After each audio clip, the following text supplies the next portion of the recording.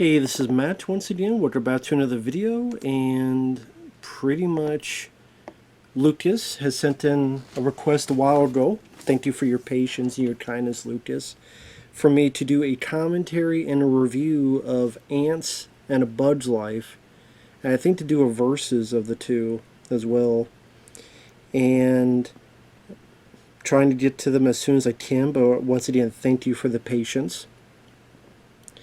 Figured I would do the commentary first and then I'll do the review afterward.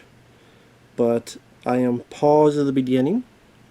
For anyone that wants to request any type of movie review, re-review, random thoughts, streams, commentaries, video game playthrough for an hour, a full playthrough, tier list, ranking, whatever the case may be, feel free to send it either directly to my PayPal, to have a CashApp as well. Links are down below in the info box, and I will get to it as soon as I possibly can. For those who sent them, thank you. I do appreciate it. And sorry, I just looked through the cast. I don't know why. I always thought the Ladybug was voiced by Jason Alexander, but it's actually Dennis Leary. I don't know why I always thought it was. I don't know. But with that said, I'm paused at the beginning. 3, 2, 1, pressing play. I am watching with subtitles on because if it's like something that's like 90 minutes, 2 hours, I don't want to have my headphones on. If it's like 20 minutes or so at a time, that's one thing and such. Pixar, got the Pixar logo there. There have been films of Pixar I do like. I would say WALL-E is my favorite. I do like Finding Nemo. I like the first Toy Story, among other stuff. Now, this is the same director that did Toy Story and Toy Story 2. Now, I told this on the Ants review and commentary, but just in case, there was a big back and forth between the director here, John Lasseter, and Jeffrey Katzenberg. Jeffrey Katzenberg used to be with Disney. Some big kerfluffle happened, whether it was money or he wanted to be president or something like that. Didn't leave on good terms with Jeffrey Katzenberg. I think Michael Eisner. Katzenberg left Disney, went to DreamWorks with Steven Spielberg and David Geflin. Films are being made, as well as wanting to do animation. So they want to do The Prince of Egypt, which I think Katzenberg or someone wanted to do at Disney, but it didn't happen. But then, funny enough, there were talks of doing an Ant Bud movie. So when Katzenberg left, now they're doing their own Ant Bud movie. And apparently John Lasseter cussed out Jeffrey Katzenberg, and Katzenberg's like, no, this was based on something else. But again, the time is pretty fucking convenient. Like, a guy gets pissed off at Disney, leaves, and then one of the films you're doing is about an ant colony where you lead characters an ant, and then it's about, them kind of overcoming the odds. Although the stories are different, where here it's they gotta get a group of people. It's really like a circus troupe, but to pretend to be warriors that's been hired to vanquish the bad guys. Ants was more about our society is like a totalitarian society that wants to kill some of their own, and we need to find a way to add romance between Woody Allen and Sharon Stone and the individual.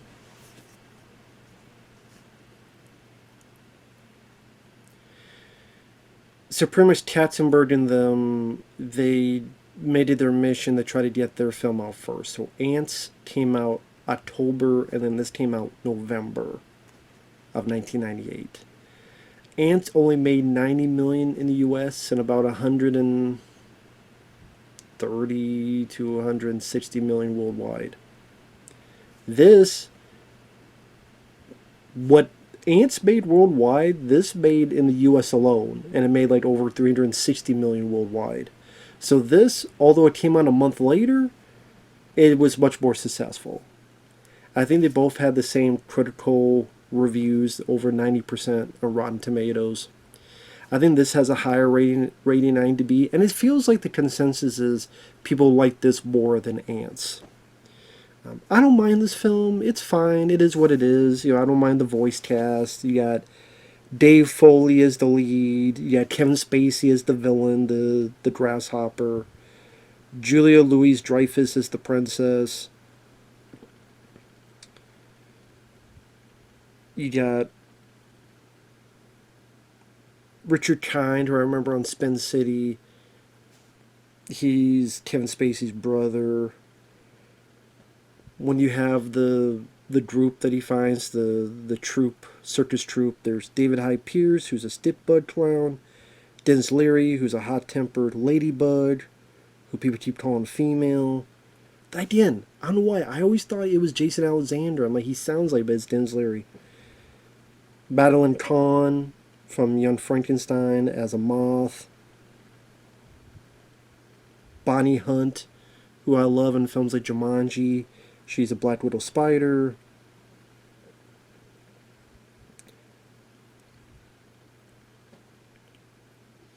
And etc. So, and I'm not going to get into the whole trivia and stuff, because anytime I look for trivia, it's like it gives like useless trivia.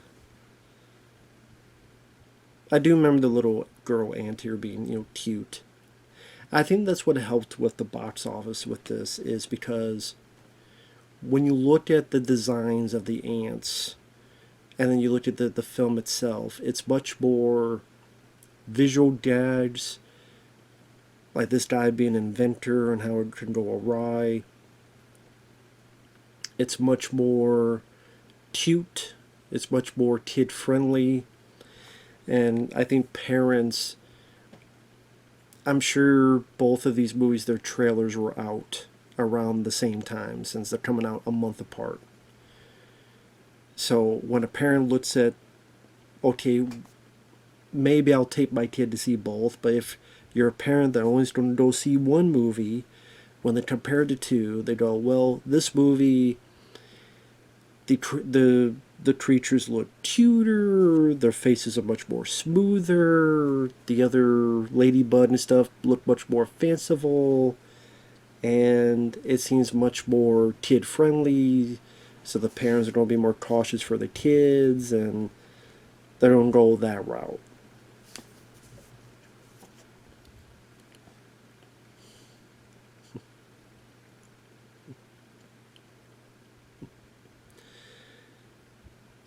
So they feel like they want to go that route, and the parents, okay, this is going to be much more comfortable for my kids to go see the film.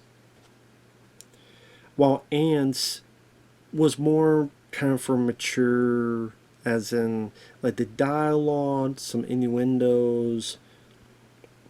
Sylvester Stallone's like, what are you bitching about? Stuff, dialogue like that. Woody Allen even says to Sharon Stone, you were going to be part of my erotic fantasies, but you know what? I changed my mind. So, like, stuff that, if parents hear about that kind of dialogues in the film, we're going to pass on that, and they're going to go more towards this movie. It was much more childish and kid-friendly. Now, I do think the film, like the stuff, Dave Foley, good comedic actor. I think he does fine as the lead. The little girl here is cute. I think it's Hayden Panettiere, who would later, I think, the same girl that was in Until Dawn video game and Stream. Was it 4 or so? I think it's the same girl. Don't quote me on that. I could absolutely be wrong. Been wrong before, and how you guys got computers and Wikipedia and all this stuff. You guys could look this up.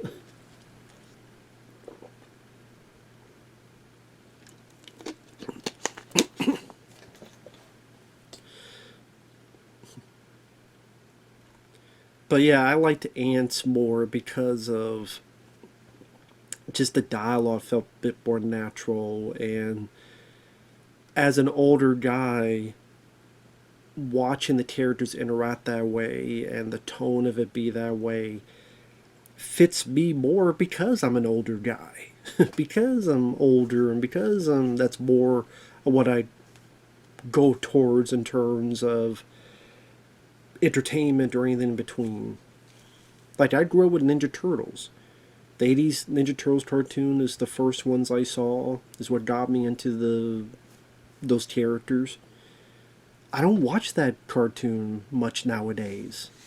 Maybe once in a blue moon I'll catch one episode that's on YouTube, but if I'm more willing to rewatch the show, it's more the 2003 Ninja Turtles cartoon, which is more...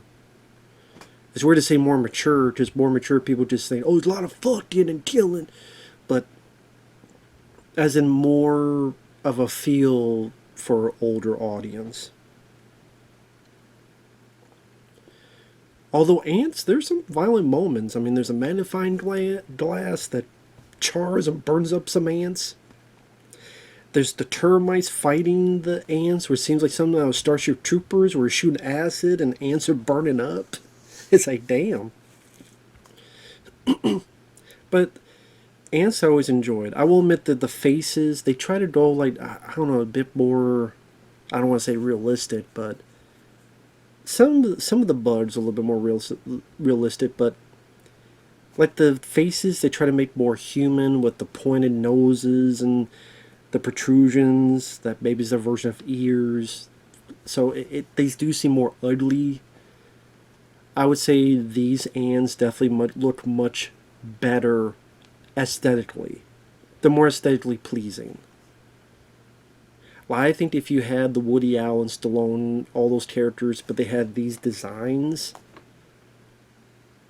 maybe that would have been more appealing for parents, but then maybe they would have been upset.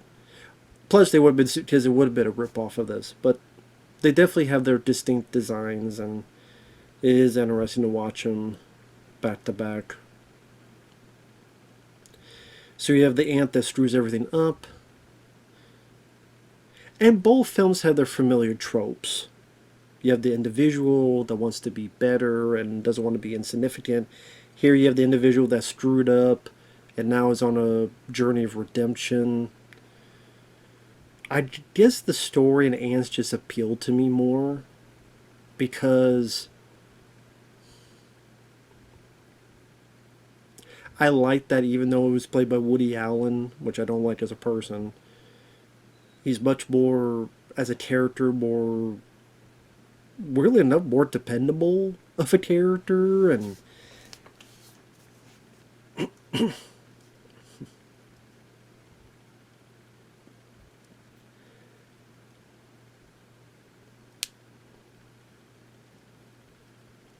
I like the idea that he was an individual compared to everybody else, and I don't know, just the way he behaved and talked, it just much more of an interesting character to me.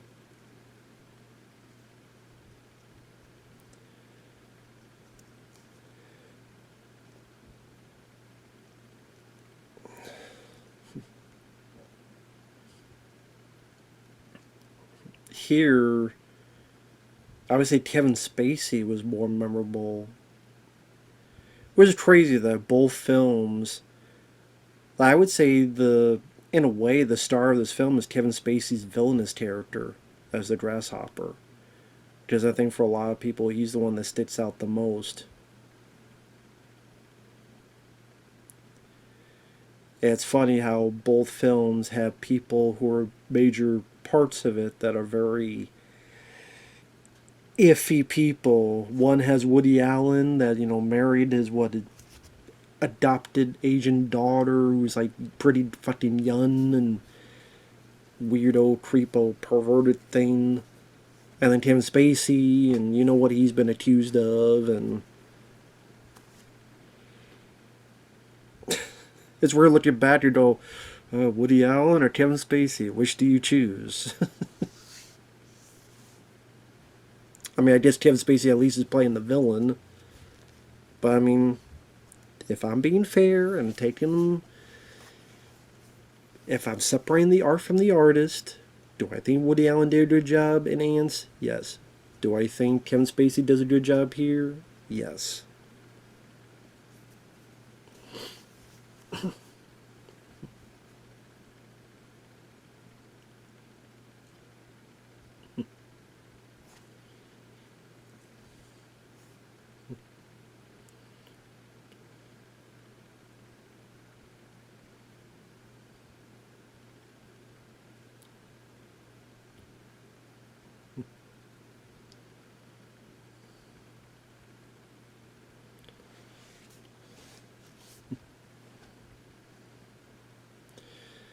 I do think they do a good job animating, especially the grasshopper, where you see all the little different facial maneuvers, the eyes, how wide open, how all the little intricate details in the faces.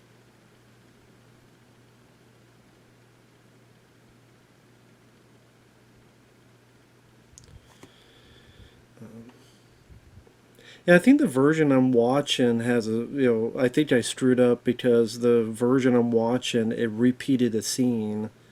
So bear with me on this. Yeah, the version I watched for some reason repeated the scene, so because I don't own the film. So sorry, I don't know what time I'm supposed to be on.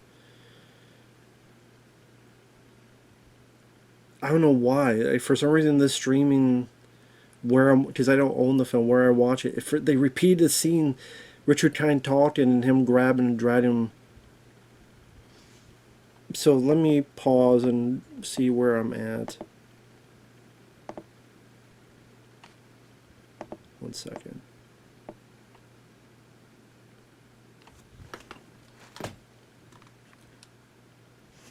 That's funny. This doesn't even have any dialogue either. What the hell is this? Like a cursed one that I got?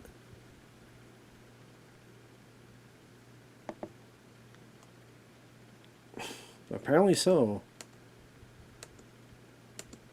Okay, so where I'm at, for those who want to follow along, I apologize.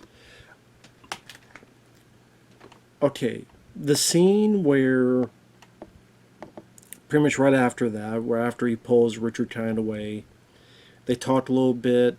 They show a grasshopper on a leash, and I'm pausing the shot where the little girl ant is being scared. It's like, and when I unpause, she's going to try to run, and the grasshopper's going to grab her.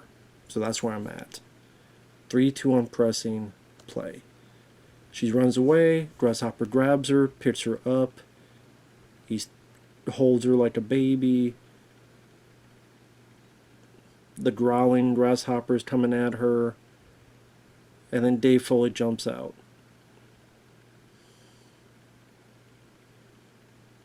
And now Kevin Spacey's walking up to him. So.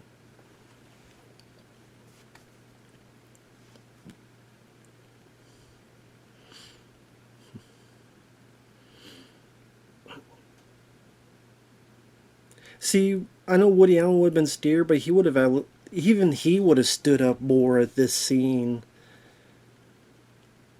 I mean, he would have looked at Sharon Stone, but when the soldier guy's ready to beat him up, he's like, maybe I don't want to be back in place.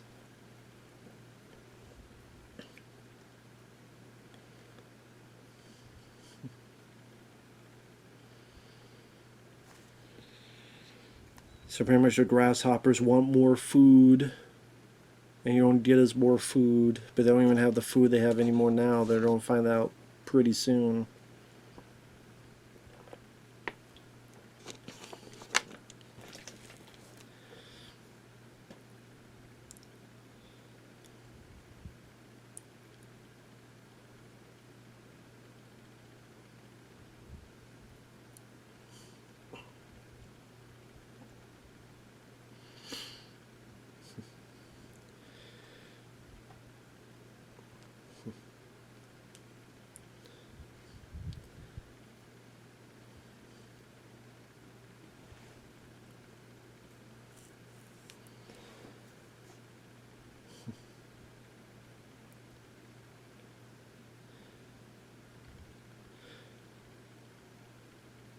So yeah, I mean, as for like the different aesthetics between this and Ants,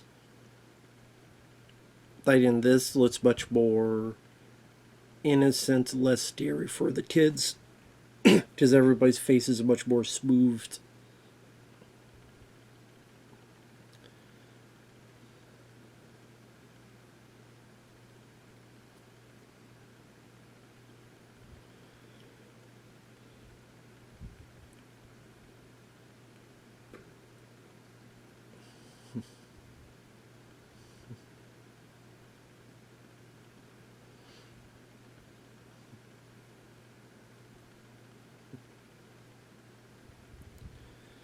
So this is where he gets the idea they're going to go on the journey and fight and, well, find people to hire to fight.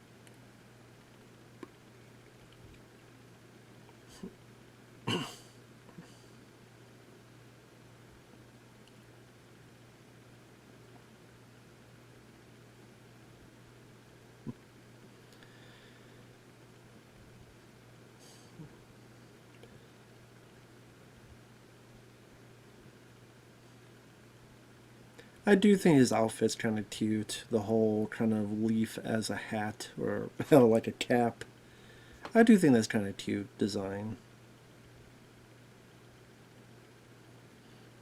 And he's got stuff hanging on for bowls and food and stuff.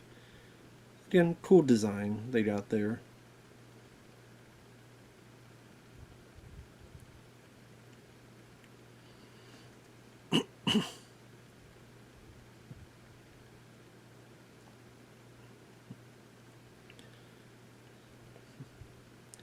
But again, you look at both films, again, they have their kind of tropes. You have the.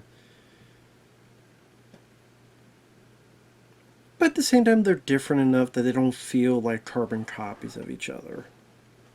So, to me, it's fine for both of them to exist. Ants didn't hurt a Bugs Life box office, obviously. So. But it's one of those films that there was not a sequel. Yeah, I think because I mean, Toy Story, you had Toy Story 2, 3, 4, there's talk of 5. I'm trying to think. You had Cars, that got a sequel. Zootopia, that's getting a sequel. Well, I mean, that's not Pixar, but that's Disney. I mean, well, it's Disney. Would that be because of Pixar? I think it's just called Disney. Actually,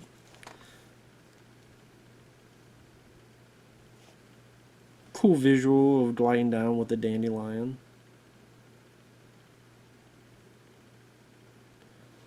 Nice visual of that.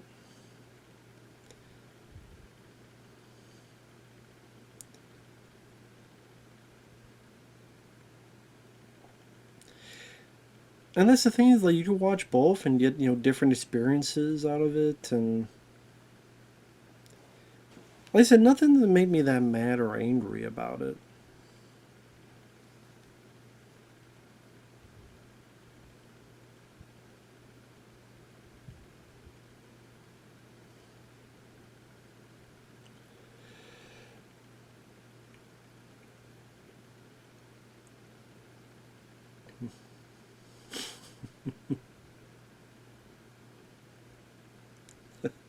Hit him a bit too hard.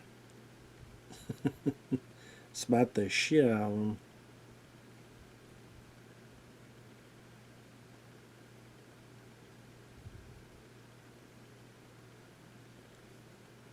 Obviously, the idea behind it is a flea circus.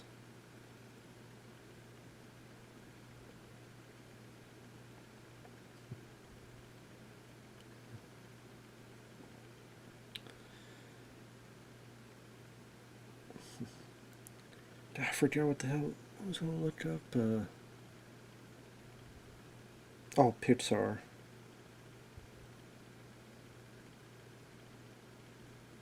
Pixar films.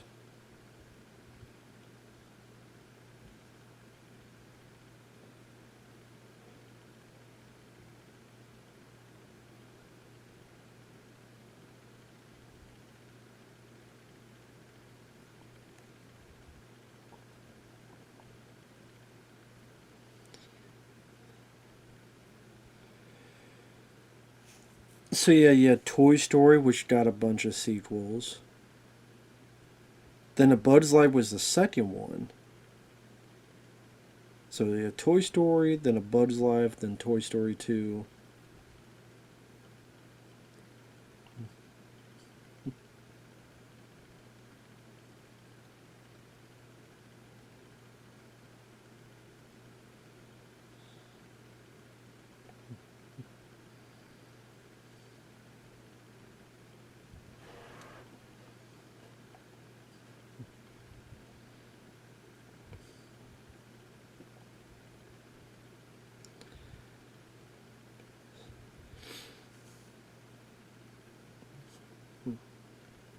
And I think maybe for the kids that they enjoyed all the different kinds of designs and unique appearances of all these insects, because other than the ants, the only other bugs you saw that wasn't like a nonverbal creature, because you had like the creature that Sharon Stone was standing on and then gets scared and runs off. You had the termites that were killing all the ants. It'd probably be Dan Aykroyd and Jane Curtin as the wasps, and then the little few bugs they saw at the Insectopia thing. While here,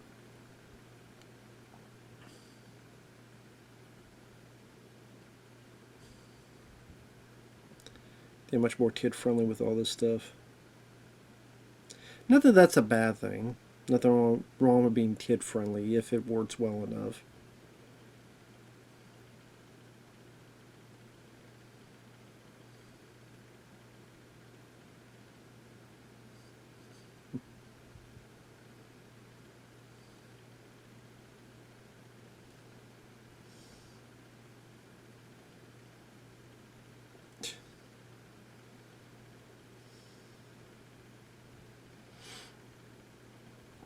So yeah, you have Dave Foley as Flik, the ant on the way to find help.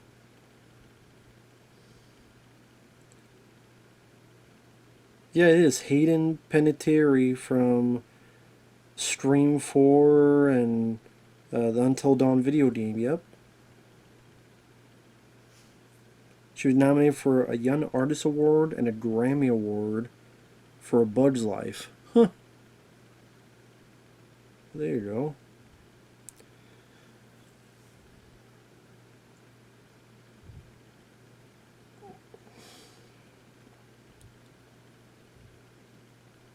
So yeah, Jonathan Harris is the praying mantis. Jonathan Harris, if that name sounds familiar, he was Dr. Zachary Smith in the TV show Lost in Space. So yeah, the praying mantis is Dr. Smith in Lost in Space.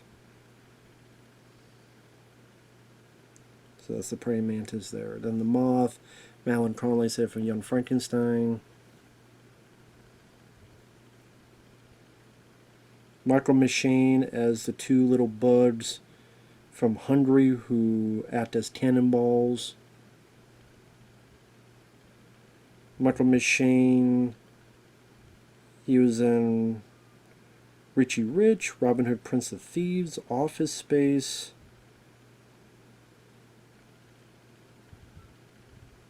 Oh, shut up, cat.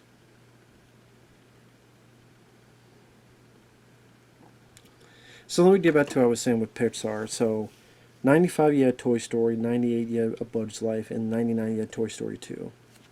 So yeah, Toy Story had sequels. Monsters Inc. had a sequel with Monsters University. Finding Nemo had a sequel, Finding Dory. The Incredibles had a sequel. Cars had a Cars 2 and a Cars 3. And then we get to Ratatouille, Wall-E, and Up that did not have sequels. Brave.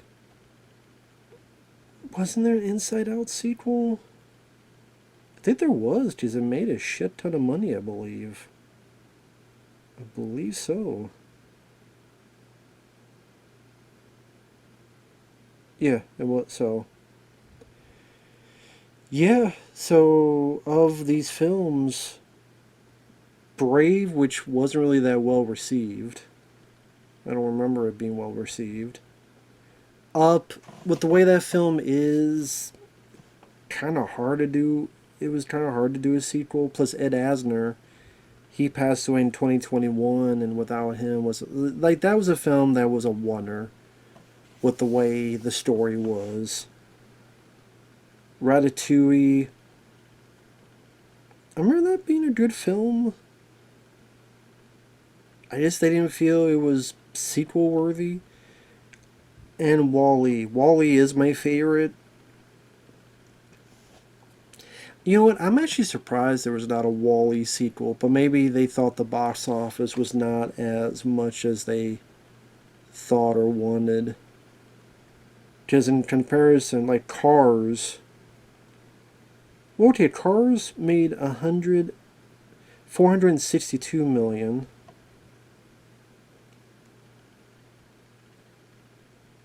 Wall-E made 532 million, and it cost a bit more. So there you go.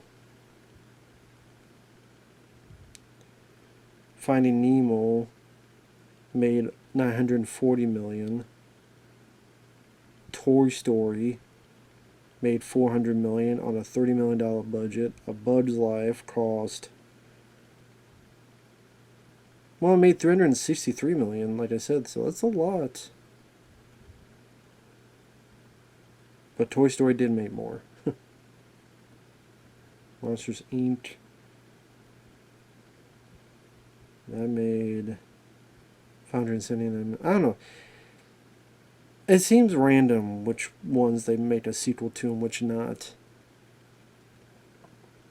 Yeah, this is one I'm probably a bit surprised they never tried to do a sequel to. I guess they just felt the audience wasn't really demanding for a sequel, so yeah, maybe that's how they felt.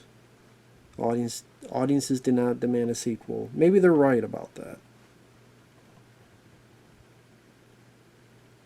And it's just something I was looking into just to see, out of curiosity.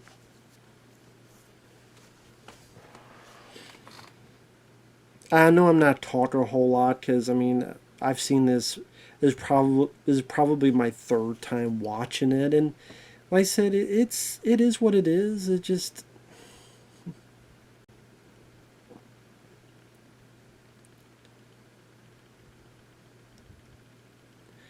mean, these characters, they're fine to watch. I mean,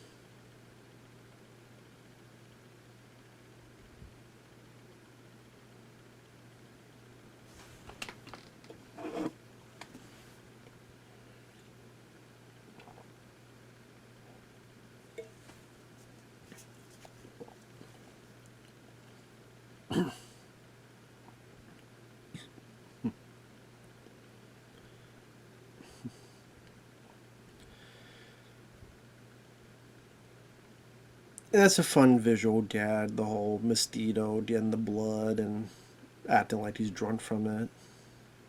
Getting a fun visual gag.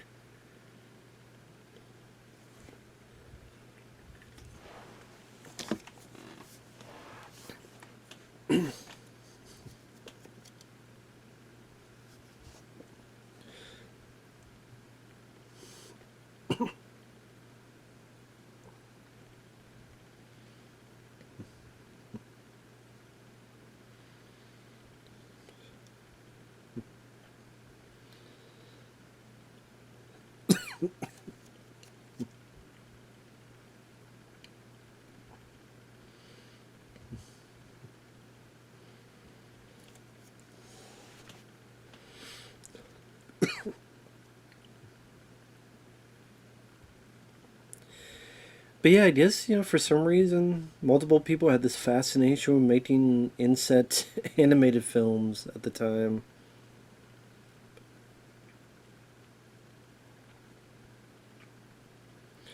But I guess if you think about it, it's the way of how do you showcase animation to a public audience that has a sense of wonder.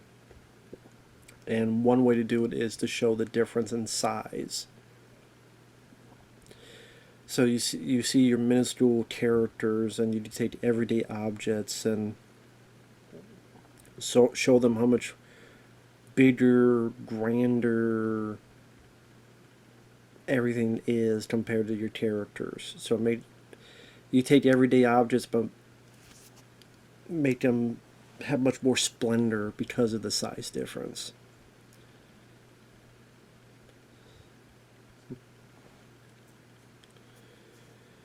And it's something that people can have reference points to. You're starting off in a company, so you do have reference points to toys, like Toy Story, or to fields and everyday objects, like in this film.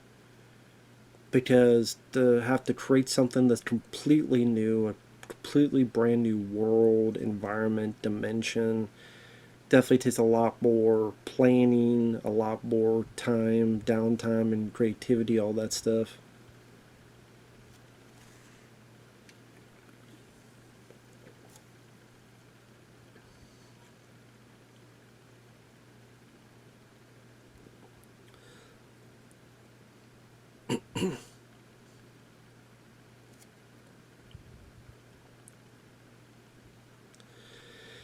You would think that these characters would want to sit down. Okay, they get out of there because they're ready to be attacked.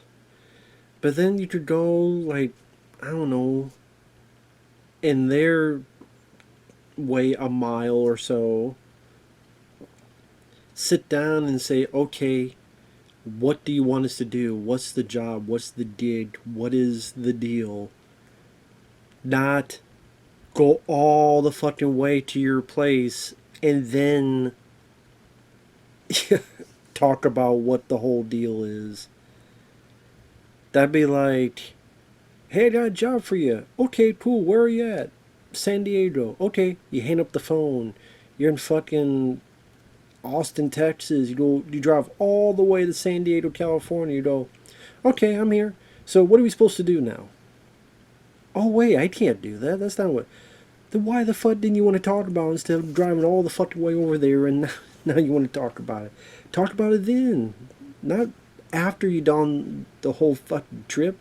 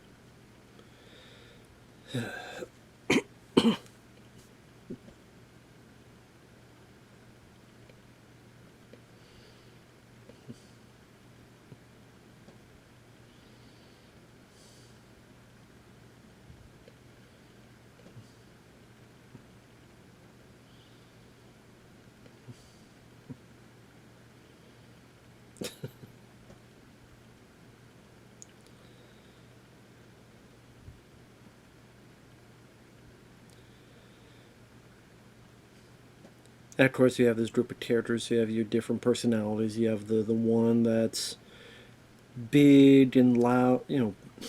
The big guy that doesn't talk a whole lot. You have the very sophisticated guy. You have the lovable, goofy, seemingly dumb guy. You have the angry one, hot-tempered one. Your different varieties.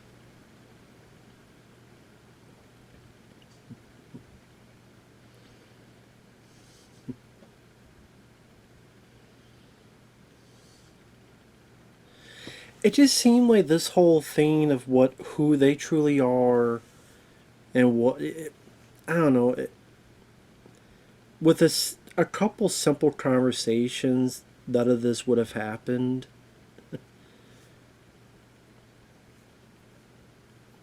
and how like easily they think. I don't know. It's just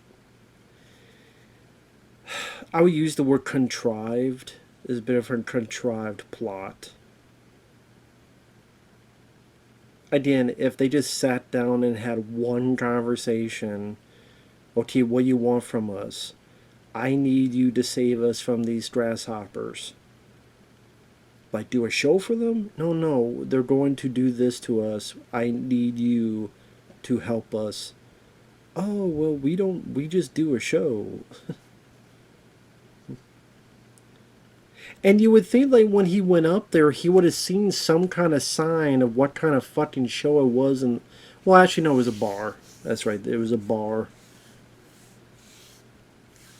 that he went up to. That's right. He wouldn't have seen the sign. That was a circus.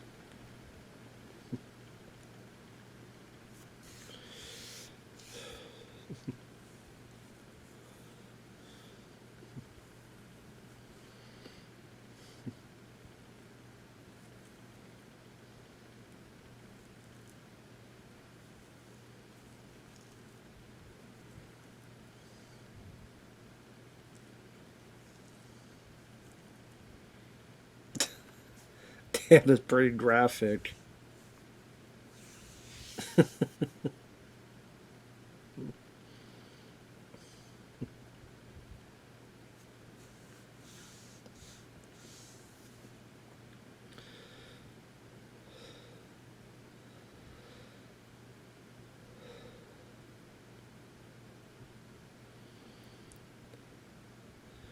Damn, that one has a fucking grouchy ass face.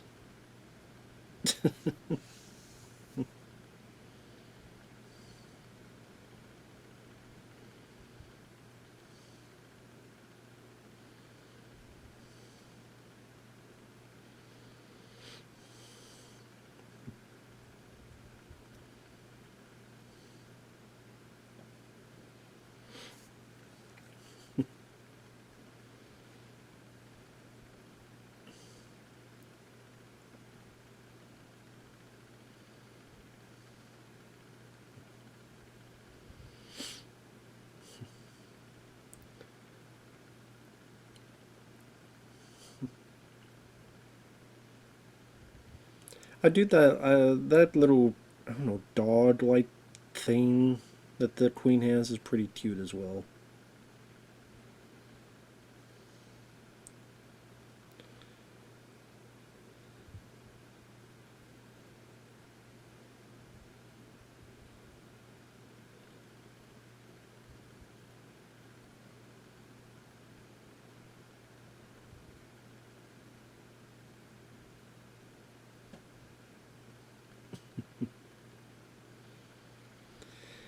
Again, one simple conversation would have fucking avoided all this bullshit. And trust me, there's a lot of movies that have done that. That again, if they had one conversation, then there would be no movie. I get that, I do, but it's like, I don't know. I just hear it just bugs me a bit.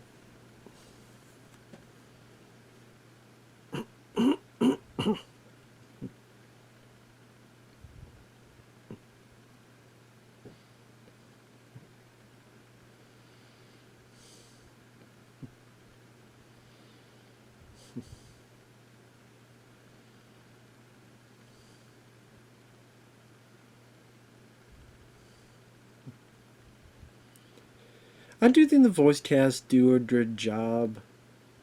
It definitely much pretty colorful movie.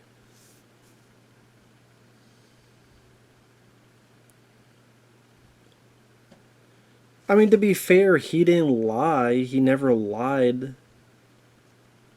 I don't think he at all lied about what he said. You're both at fault for not having a fucking conversation about it. So it's both your guys' fault. It's not just his fault.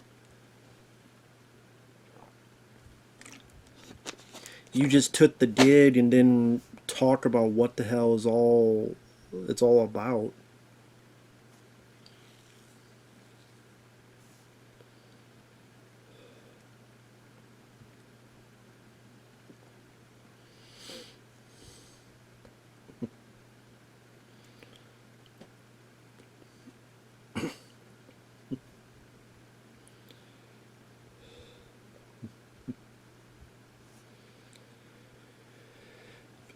And that's the thing. I think with me, just with ants, it felt like the plot for me was just interesting as it went along.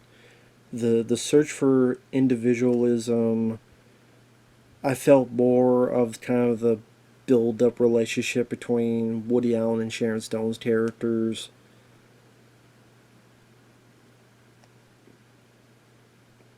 When you switch places, you have the pretty intense battle. I think by this point you had that intense termite battle.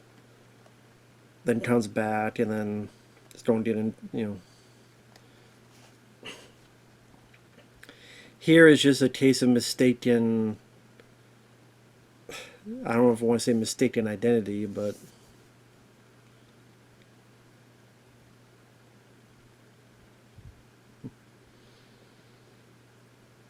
cute looking bird, I gotta say. Very cute looking bird.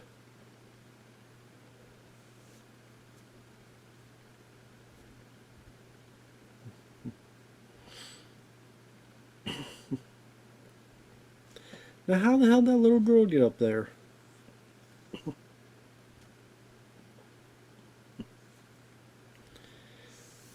Like that little girl decides to get up there for no stupid ass reason.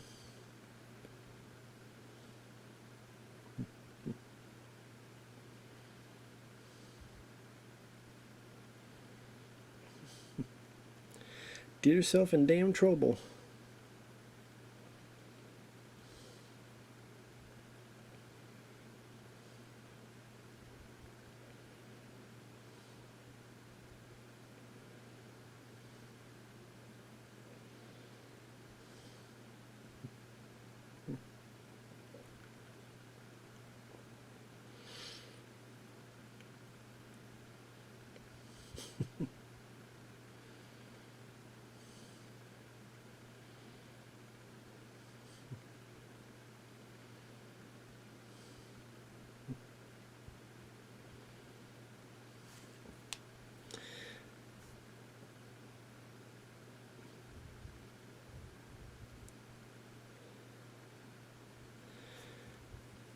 And yeah, I do think the animation works rather well in this.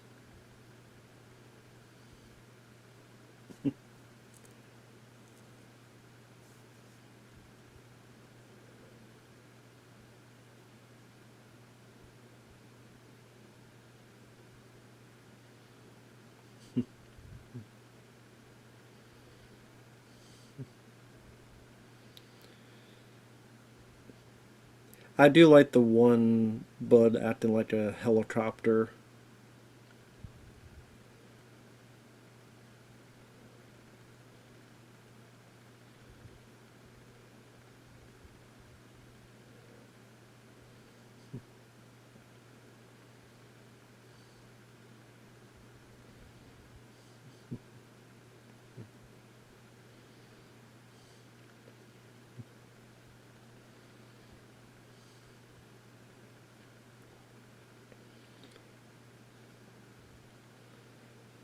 Yeah, bird, get away. Just get the fuck away.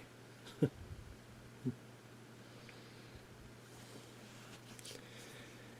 it's weird you look at this collection of bugs like praying mantis, like how it would react to a spider and all that other stuff. Like just how some of these bugs were like one's like a black widow and just how dang I don't know. I guess that's the point.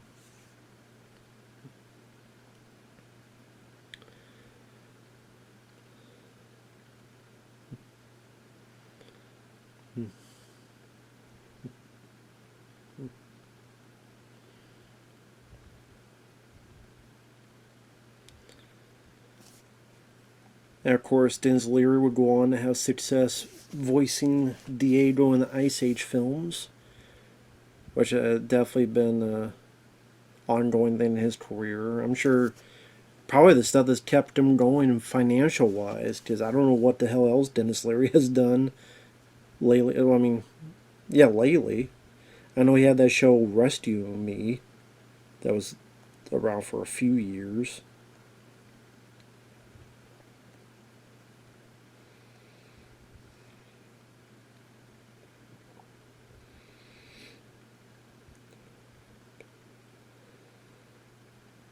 Captain George Stacy and the Amazing Spider-Man.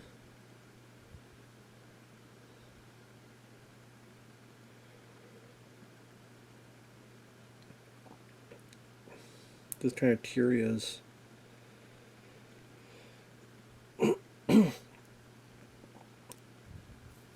he's going to be Ice Age Boiling Point in that film in 2020. Oh, it's 2027. I thought it was 2026, but it's actually going to be 2027 as Diego. 2016 Ice Age Collision Course. Amazing Spider-Man 2, George Stacy. Oh, he was in that Kevin Costner film Draft Day with Ivan Reitman directing. It's like the Ivan Reitman film no one remembers.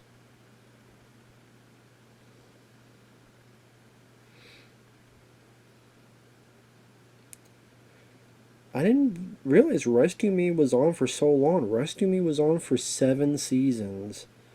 It didn't quite get to 100 episodes. It got to 93 episodes. But yeah, I did not realize it was on for 7 fucking seasons. Wow. Did not realize that. 2004 to 2011. He's done some TV work.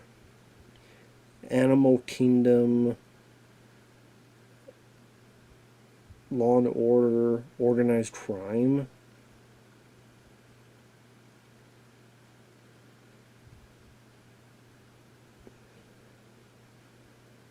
Something called Going Dutch.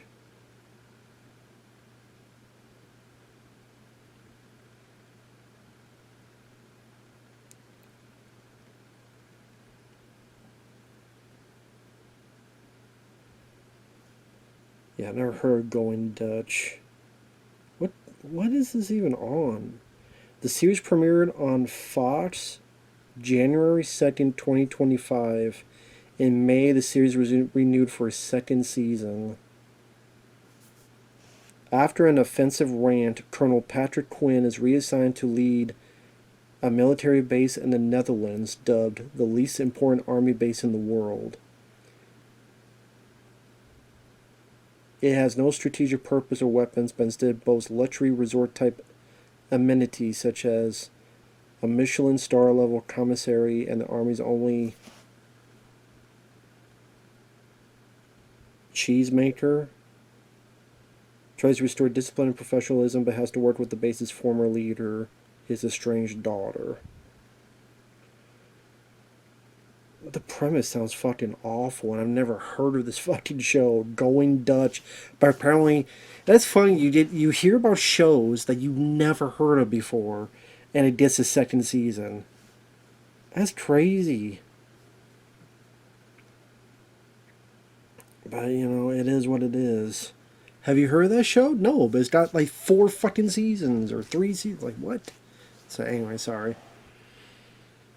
Getting back to A Bug's Life.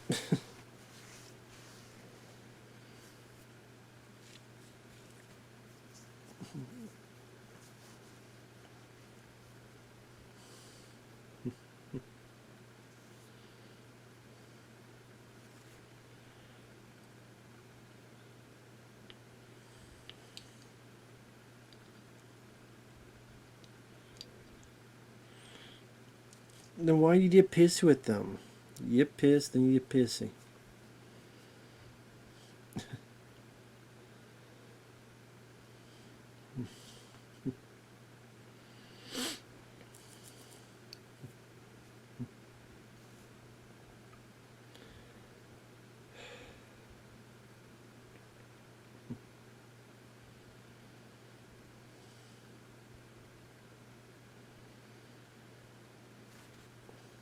Oh yeah, they're building. Forgot. Yeah, they're building their own bird unit.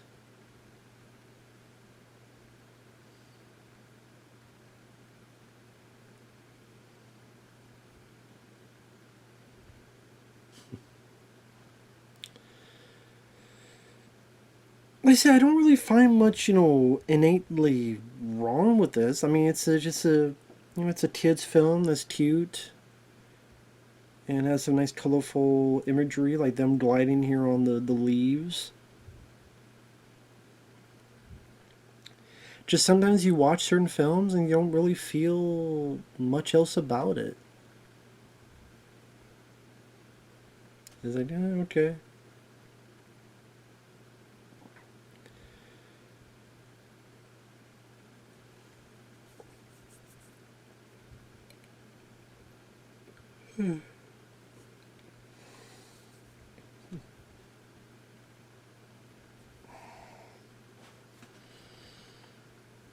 There are 40 minutes left of the film. Jesus. So it is like.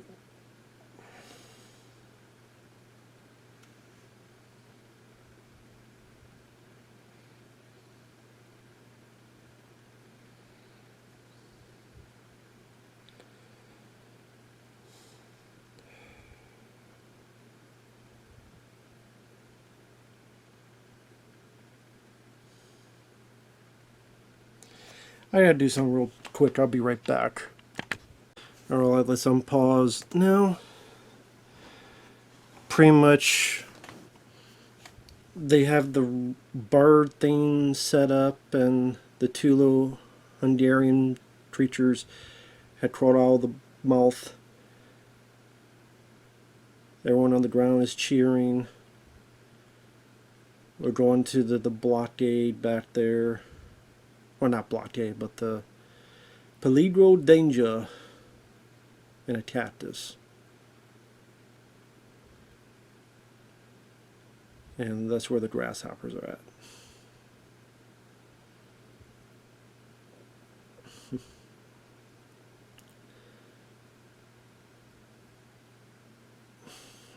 Just their little siesta.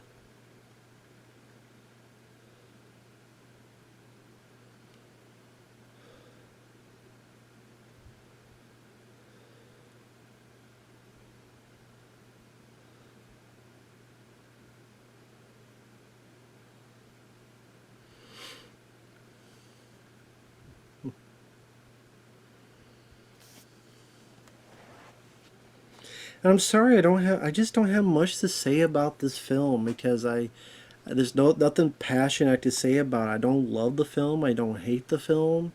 It's fine. I don't find a whole lot wrong with it. It's just I find it just not that interesting even compared to Ants, which I thought, again, with the dialogue and the way they talk, just felt a bit more natural and just more kind of fun to see it that way. Here, it's fine. The film is fine. It's just, you know.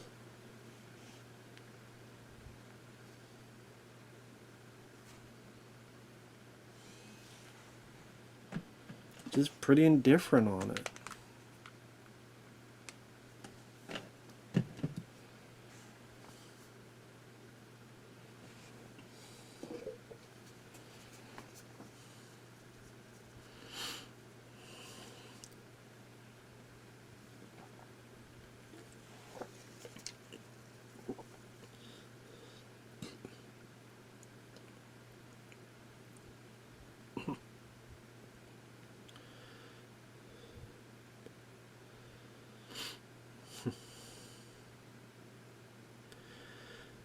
So they got the idea, why don't we just stay here and keep relaxing? Why don't we stay here and keep doing it? And I said, well, there was that one that stood up to me. Oh, he doesn't mean anything.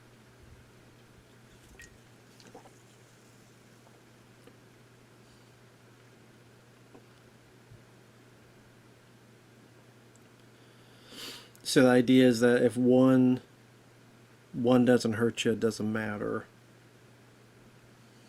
But if, a million of them decide to rebel, it can open up a whole can of worms. Pretty much if they realize that they outnumber us, we're toast.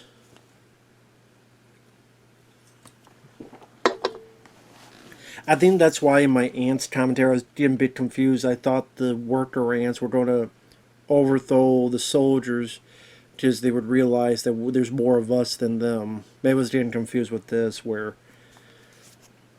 no, we have to go back. We have to keep stepping on them because if they ever smarten up, That there's more of them than us that could overtake us.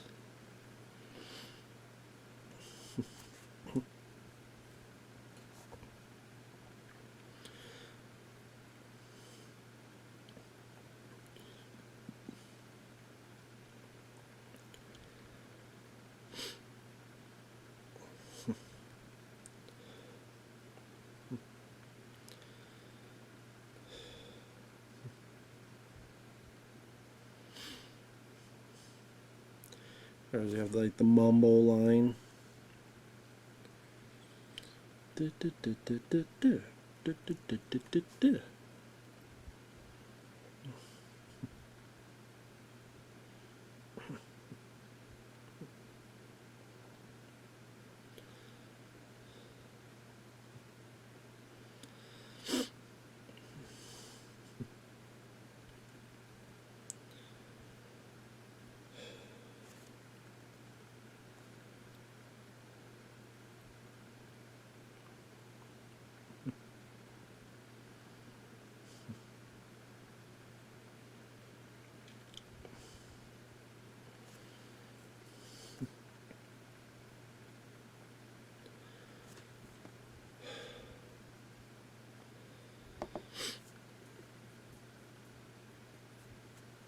We still have half an hour left of this.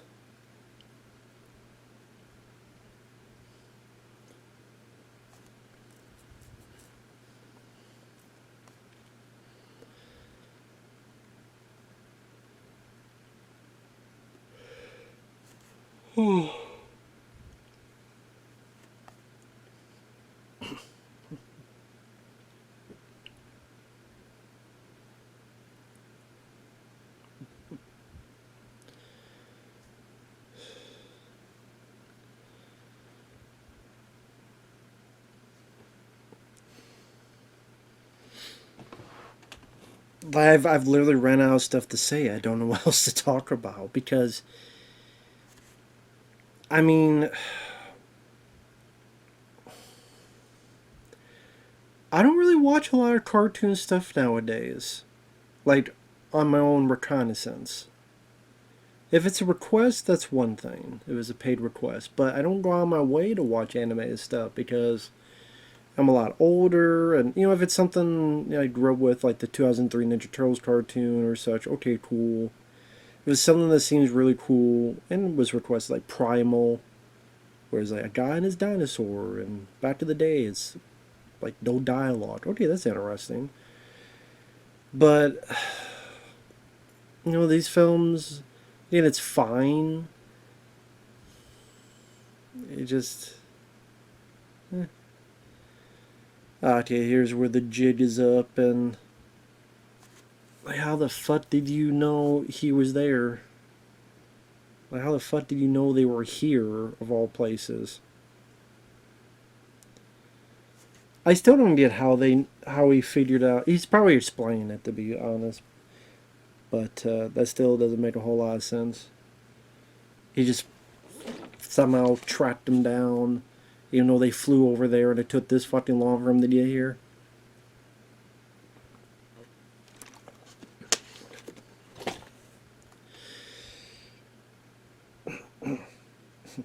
I don't know. I just like the plot more in Ants.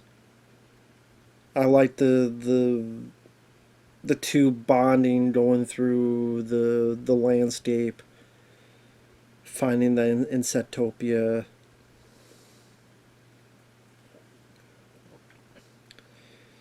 It just made it a bit more interesting to see what was going to happen next. You know, this battle survival.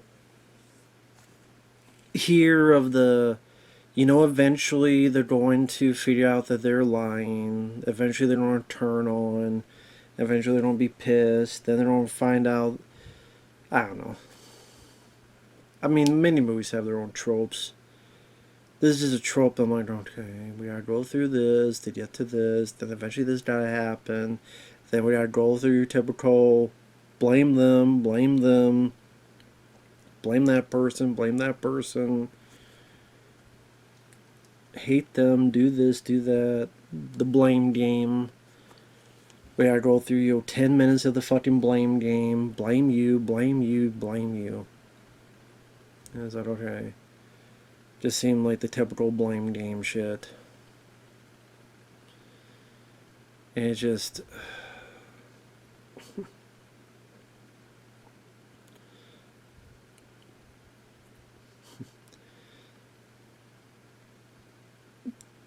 I mean, to be fair, you guys wanted him to fucking stay out there forever. They actually found some people willing to help. You built that fucking bird thing because you didn't have any other fucking clue, any other fucking idea.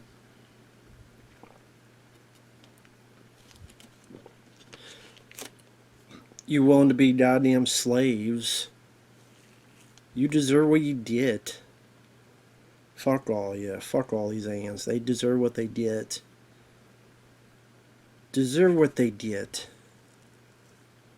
Fucking dumbasses. Go ahead and kneel, bend the knee, and kiss the grasshoppers' asses. Because that's what you fucking want, you dickheads.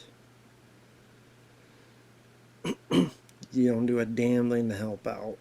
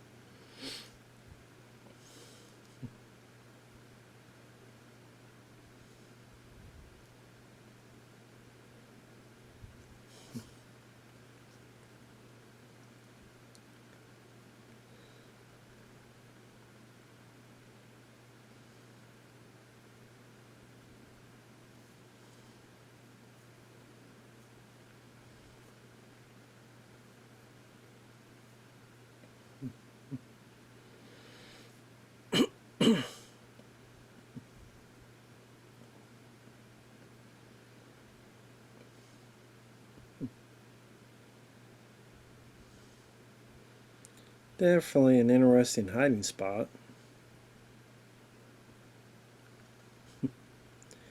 Pretty clever hiding spot, too.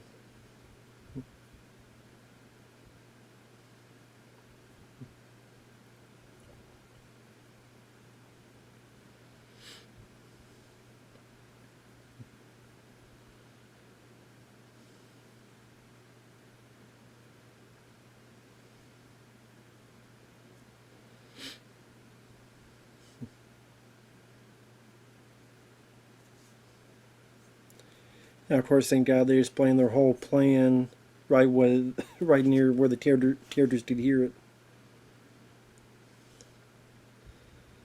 That's what we would call convenience.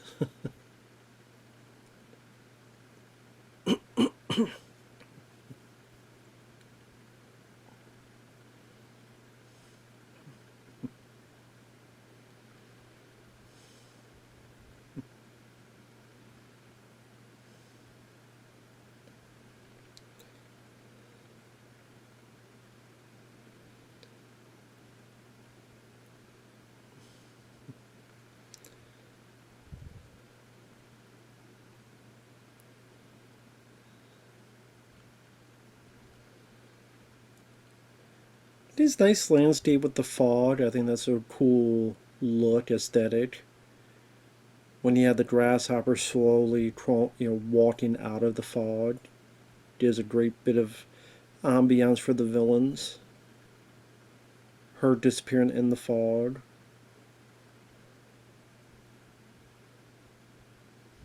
She got her wings.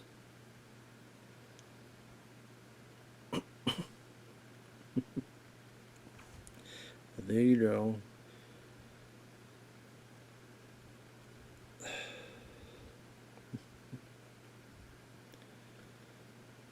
Well, this little jackass who fucking ruined everything should punch him in the face.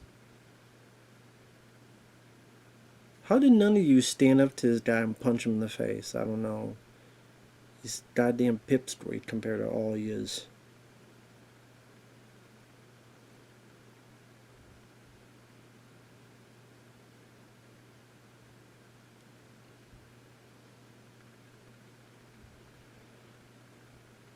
Yeah, he just had his whole life gone, but yeah, spinning a stick bud would fix everything.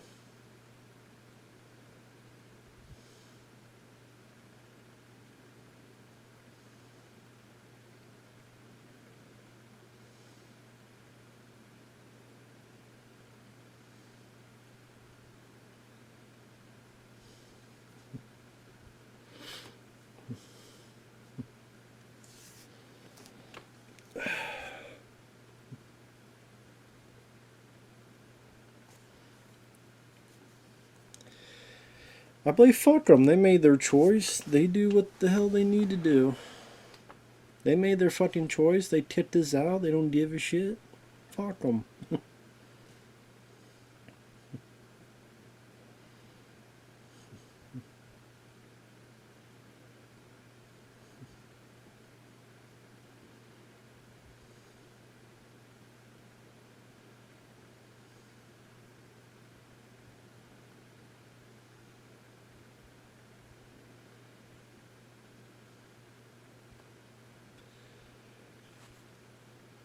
Oh.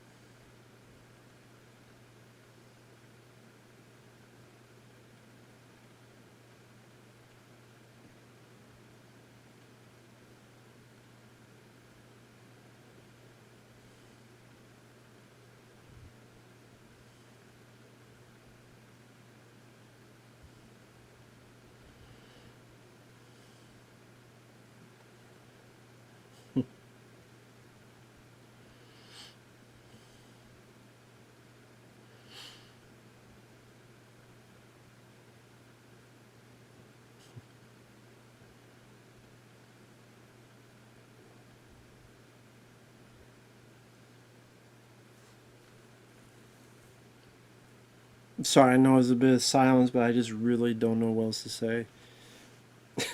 I like the cat. Well, not cat. I don't know what millipedes. The millipedes that are dragging the carriage. I like that.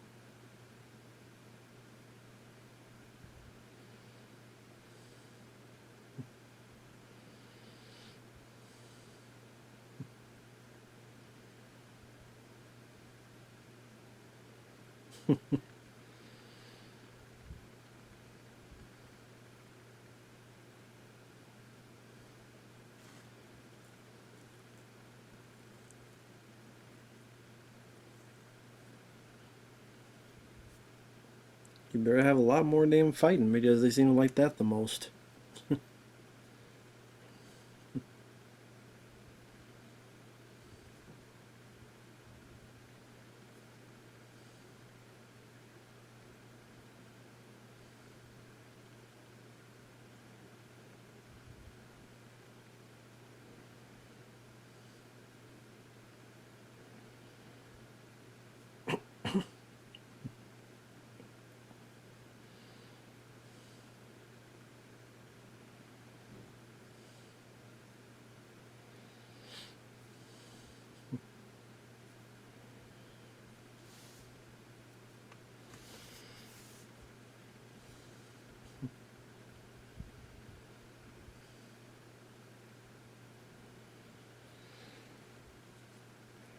Of course, ironic that the grasshoppers is the one audience that's down for their circus show.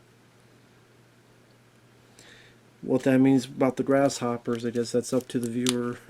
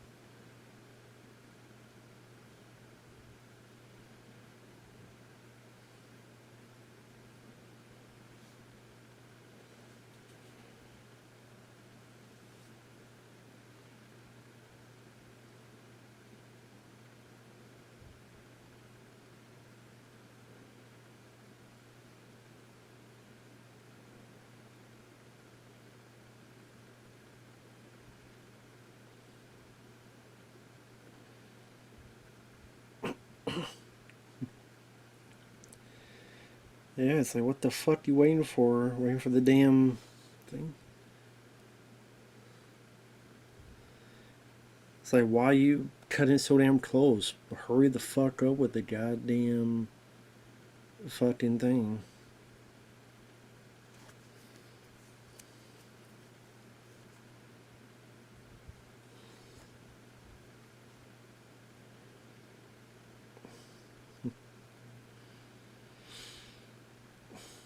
Maybe you want to cut it so damn close. Hurry your goddamn plan. Go a little bit sooner and quicker.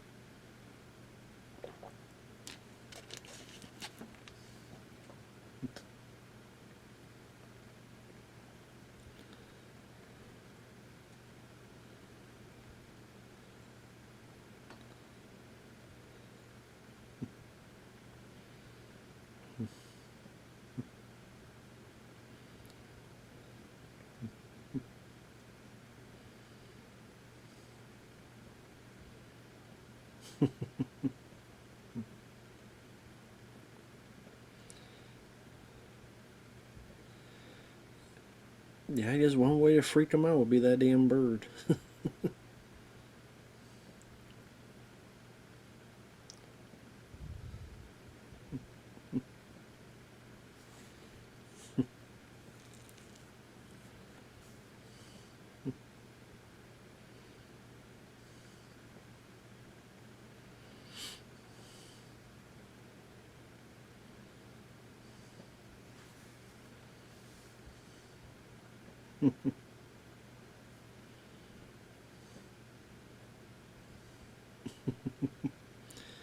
I do like the idea of them pretending that they've been bit and bludgeoned and bleeding. I do like that. I mean, they are partly actors. It would make sense.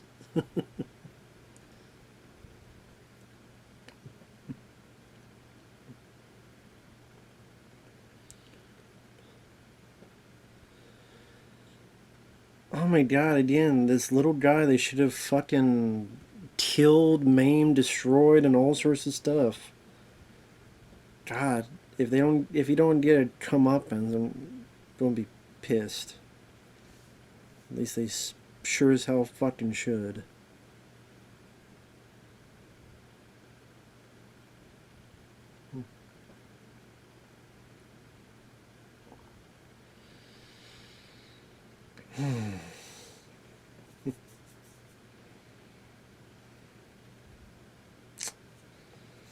Just that one stupid fucking idiot that they should have fucking tit the fuck out, or tied up better, or fucking bury.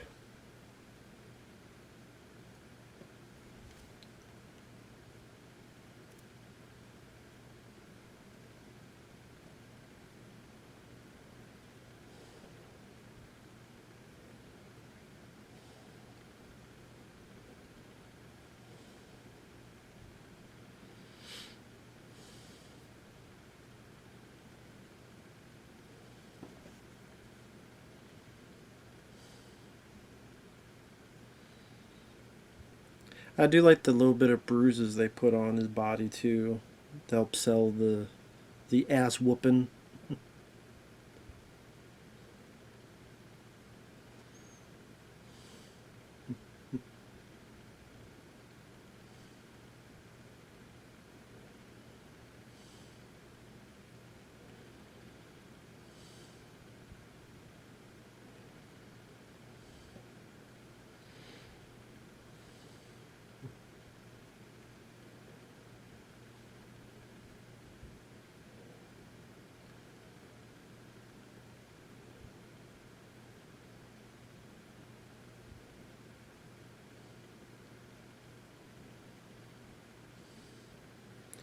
Of course, everybody just wants to stand around not do anything because everybody else is a pussy and a fucking wimp. So they just stand there and watch. At least in Ants, like, no one knew what was happening until it was too late.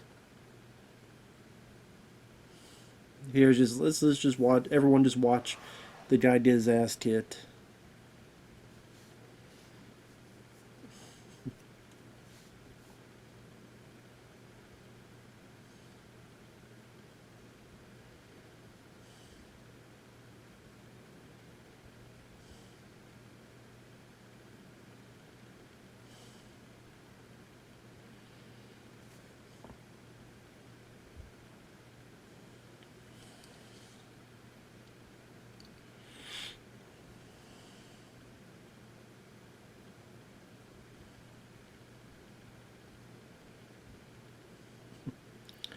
Finally getting the hint.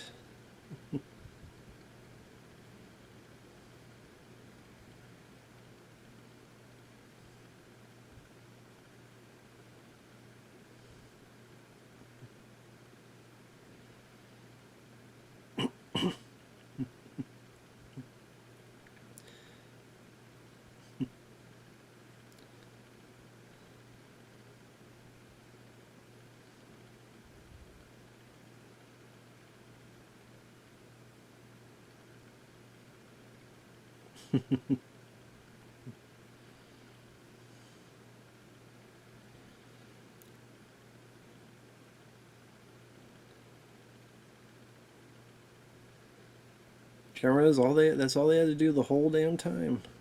The whole damn time. That's all they had to do. Just realize there's more of us than you. Like, that's all they had to realize. Math. They just had to realize how math works. Math means there's more of us than you. That's how math works. If they only realized the power of math much earlier.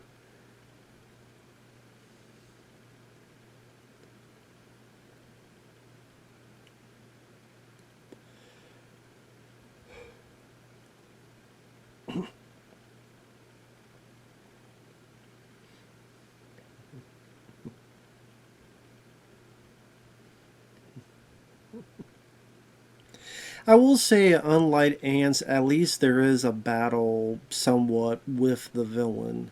At least there's that. I'll give you that compared to Ants. Because Ants is kind of them rescuing themselves. Then there's Gene Hackman getting punched by Christopher Walken. He tries to spear, tackle Walken. Woody Allen pushes him out of the way, and then they both fall. Gene Hackman falls to his death. Woody Allen falls to the water and then gets saved.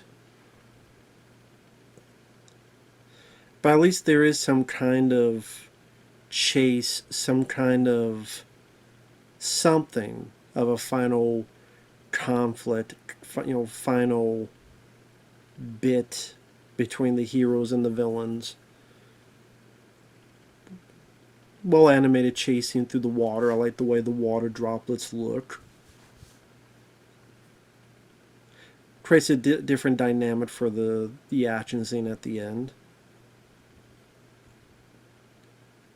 Oh, funny enough, you have another where they're trapped in the water and then they fall and they escape. Just like what happened in Ants.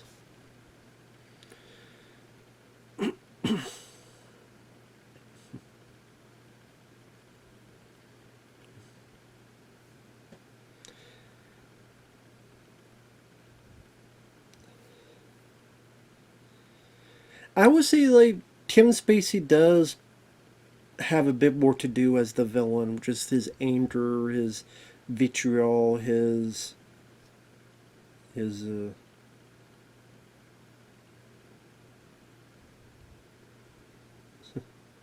animosity.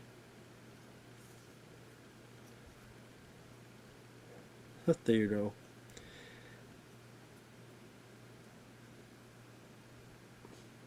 Oh, there you go.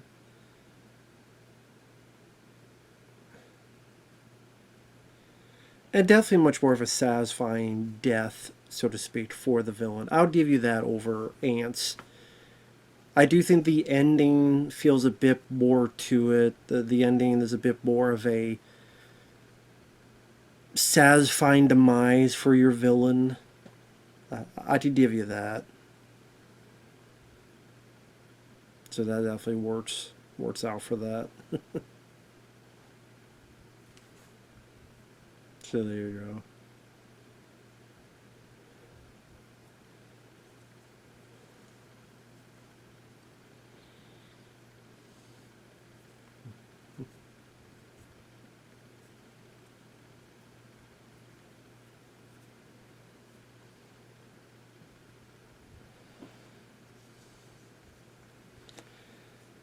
Why is this guy still controlling them, man? You need to get this motherfucker out of the goddamn everything. Why is he still controlling the circus group, the troupe? He should get his comeuppance. He should get his ass fucking kicked, thrown in the filled up with formaldehyde.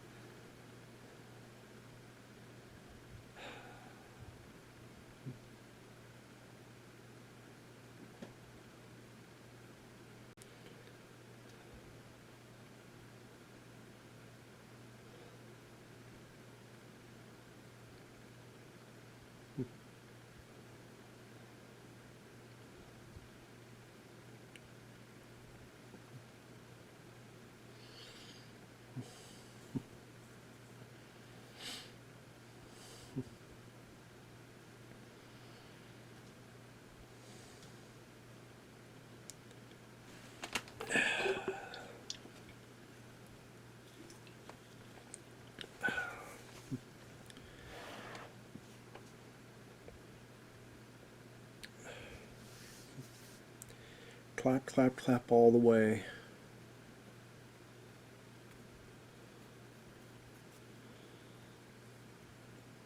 Now you're the queen, hip hip hooray.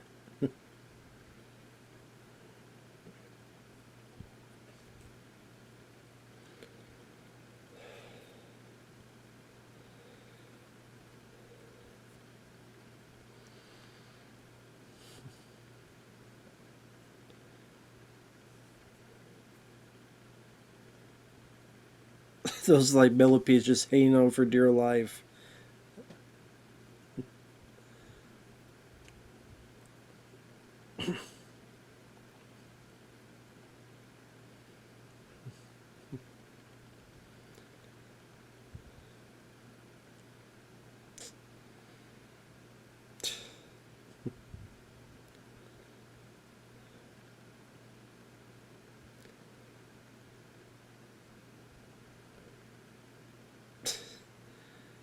Poor guy tried to get some wings and still didn't, barely got any.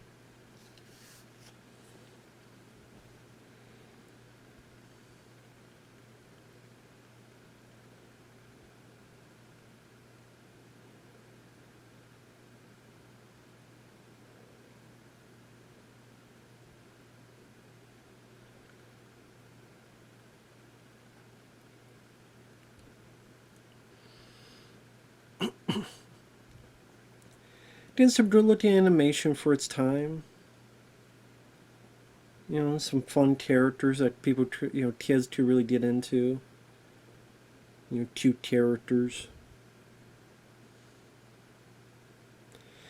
I guess when you look at it, I guess you didn't really need a sequel because you just say, what's more stories there to tell? Instead of just being a dead horse.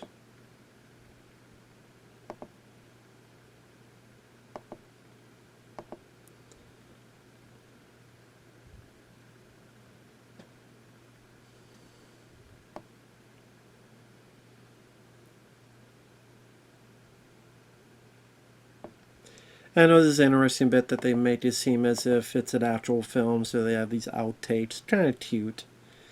So as is, for the film, the movie's fine. It's cute. It's definitely worth it to watch for kids. There's the kind of typical tropes and the blame game and all that stuff that isn't my favorite. It's not my favorite trope in movies. It's predictable. You know where it's going. But Kevin Spacey does a good job as the villain. Definitely much more of a satisfying death for the villain. I still like Ants more, but this was fine. It's not a bad film. So I'll get more to that in the review. Thanks for watching. Take care, and we'll see you guys later. Bye bye now. For now.